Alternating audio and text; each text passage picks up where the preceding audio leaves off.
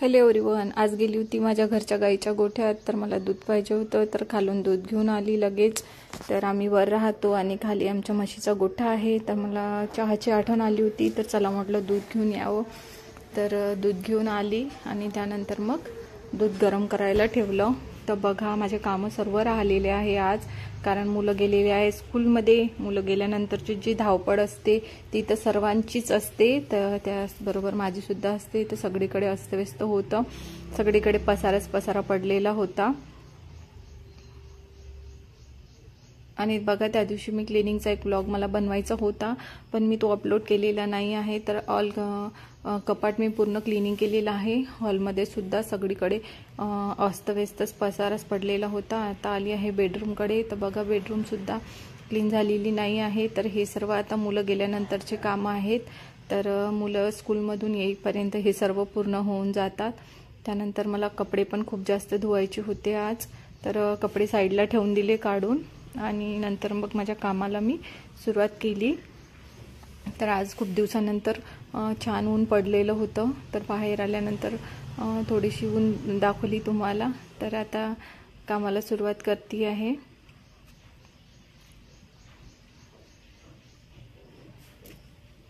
तर व्हिडिओ बघता बघता व्हिडिओला लाईक करून द्या, चॅनलला सबस्क्राईब करून द्या आणि बेल आयकॉनचे बटन प्रेस करून द्या.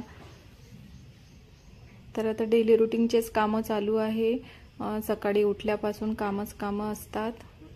तर हे कामं कधी संपतच नाहीत. तर आता मला बनवायचे होते पोहे.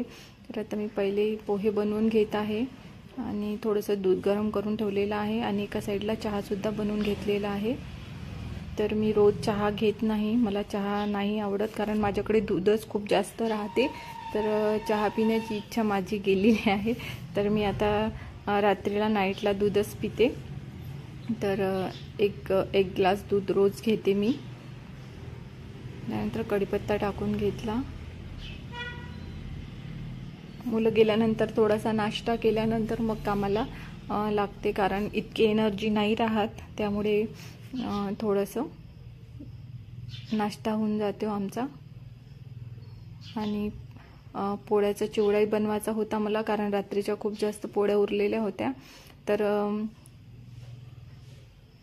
मी पोळ्याचा चिवडा नाही खाल्लेला आहे आज, कारण माझं पोट रात्री खूप दुखत होतं. त्यामुळे आणखी दुखलं नाही पाहिजे म्हणून मग मी माझ्यासाठी साईडला वेगळे पोहे बनवून घेतले आणि दोघांसाठी पोळ्यांचा चिवडा बनवून घेतला. कारण खूप जास्त पोळ्या उरलेल्या होत्या, त्यामुळे ते मला वेस्टसुद्धा नव्हत्या घालवायच्या, म्हणून मग मी त्याचा चिवडा बनवून घेतला. आणि चिवडा खूप छान लागतो, मला आवडतो, पण आज मला खायचा नव्हता म्हणून मग मी आज नाही खाल्ला.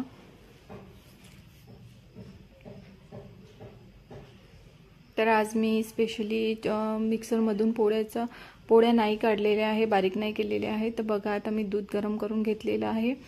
तर मला दूधसुद्धा प्यायचं होतं, तर साईडला दूध ठेवलेलं आहे थंड करायला. त्यानंतर मग डायनिंग क्लीन करून घेतला सर्वात आधी.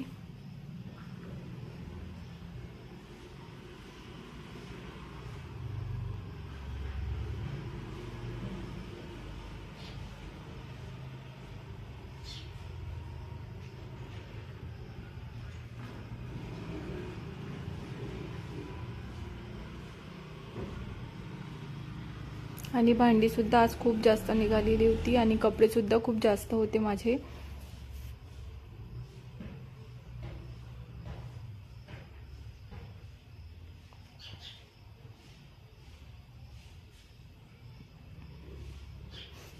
तर आधीची भांडी लावायची होती, तर आधी भांडी लावून घेतले.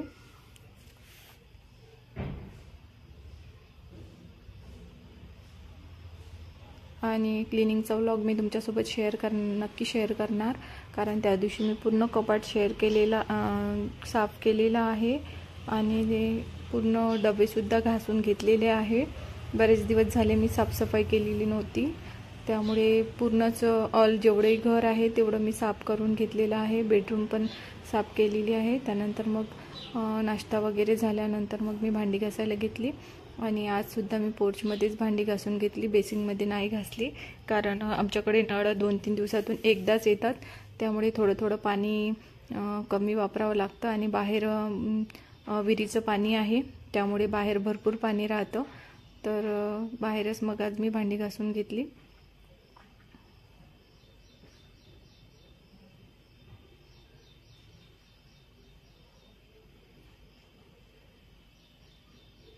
बघा, पोर्चमध्ये खूप छान झाडे लावलेली आहे मी, आणि खूप छान वाटतं पोर्चमध्ये आल्यानंतर. तर सर्वच बाजूनं आहे झाडं लावलेले मी. तर तो ब्लॉगसुद्धा मी तुमच्यासोबत माझ्या घरचे झाडं वगैरे सर्व दाखवणार, की मी कशा पद्धतीने केलेले आहे, कशा पद्धतीने ठेवलेले आहे. तर तो सुद्धा मी तुमच्यासोबत नक्की शेअर करणार.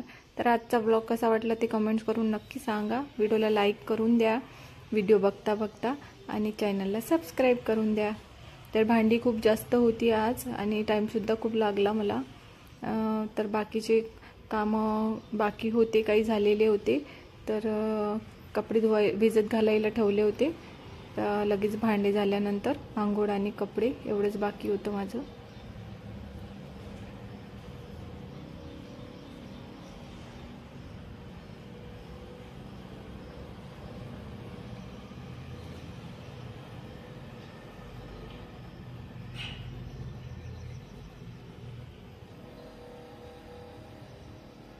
तर माझी इंस्टा ID मोहोड मालती आहे, तिकडे जाऊन नक्की फॉलो करा, आणि व्हिडिओला लाईक करायला आणि फॉलो करायला विसरू नका, आणि यासुद्धा चॅनलला सबस्क्राईब करून द्या.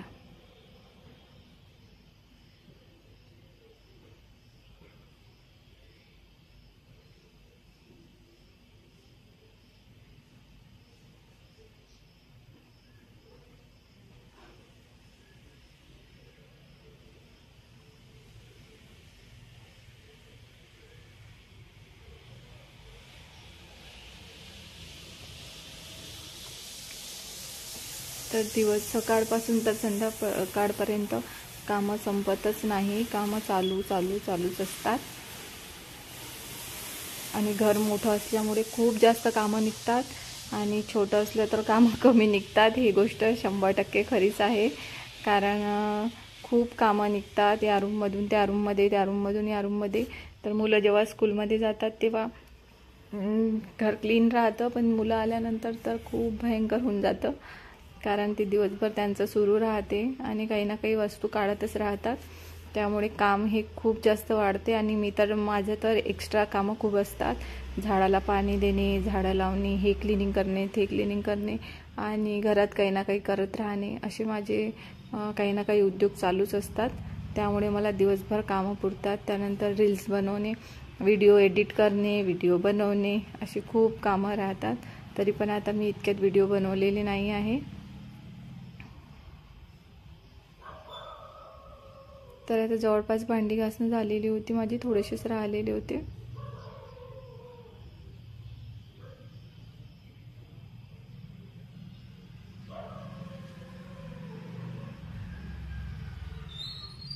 प्रत्येक वेळी व्हिडिओ चालू बंद करणं खूप मुश्किल आहे, पण आता काय करायचं, व्हिडिओ स्वतःलाच बनवावं लागतं, कॅमेरा पकडायला कोणी राहत नाही. त्यामुळे स्वतः व्हिडिओ बनवून स्वतःच सर्व करून स्वतःच सगळं करते.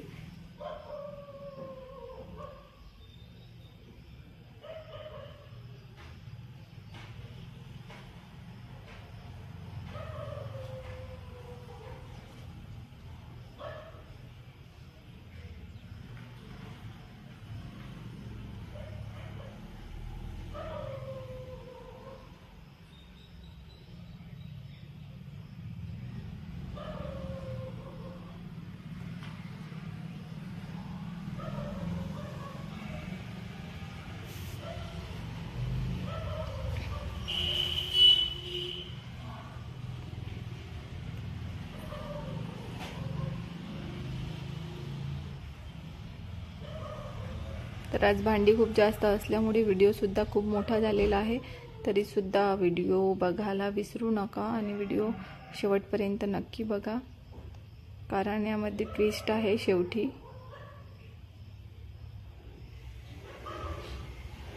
तर एका साईडला पाणी चालूच होतं, म्हणून टोपल्यात पाणी आणखी वाढत आहे.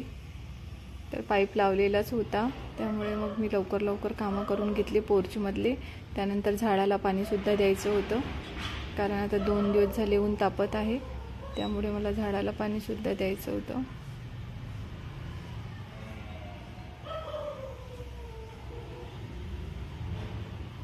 आणि त्यानंतर बघा तुम्हाला झाडं दाखवत आहे. आणि तेवढी भांडी माझी तरी पण राहिलेलीच होती, कारण आज मी थोडी जास्त भांडी काढलेली होती. तर बघा माझ्या पोर्चमध्ये किती सारे झाडं आहेत. आणि इकडच्या साईडला शेवटपर्यंत आहेत. खूप जास्त नर्सरी टाईप केलेला आहे. त्यानंतर मग स्वयंपाकाची तयारी तर आज बनवायची होती मला कारल्याची भाजी. तर कारले कट करून घेतले, त्यामध्ये थोडंसं मीठ टाकून घेतलं आणि 5 ते 10 मिनटं त्याला तसंच राहू दिले. तर आज मी दरवेळेला मी वेगळ्या शेपमध्ये कट करते, आज वेगळ्या शेपमध्ये कट केलेले आहे. तर थोडंसं मीठ टाकून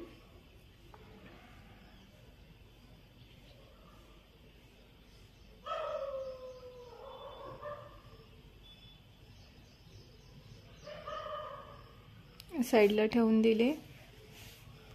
त्यानंतर मग मी कारले बनवायला सुरुवात केली आणि एका साईडला थोडेसे तीळ भाजून घेतले, कारण मी कारल्यामध्ये तीळच टाकते, मला आवडतं ते तीळ टाकायला. कोणी शेंगदाणे वगैरे टाकते, पण मी तीळ टाकते. आणि कणिकसुद्धा मळून घेतलेलं, कारल्याची भाजी बनवायला सुरुवात केली. त्यानंतर आज बनवायची होती मला कढीपत्त्याची चटणी. तर बघा मी कढीपत्ता घ्यायला खाली आलेली आहे आता. तर साईडला मी इथे माझ्या घराच्या साईडलाच खाली हे झाड लावलेलं आहे, खाली खूप छान लागलेलं आहे बघा. आणि त्याच्याच साईडला आंब्याचा लावलेला आहे. तर कढीपत्ता तोडून घेतला, थोडा जास्तच तोडला, कारण मला आज कढीपत्त्याची चटणी बनवायची होती.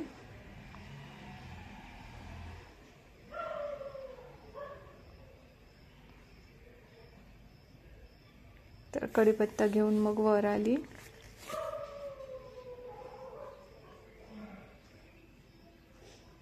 तर छान असं झाड लागलेलं आहे घरच्या घरी. तर आणखी थोडा तोडायचा होता, तर आणखी थोडा तोडून घेतला. नंतर मग वर आली. तिथे खालचं आहे, खालचा भाग आहे, इथे गाड्या वगैरे राहते. आणि इथे आमचा गोठा आहे गाई म्हशींचा. आणि वर मग मी राहते.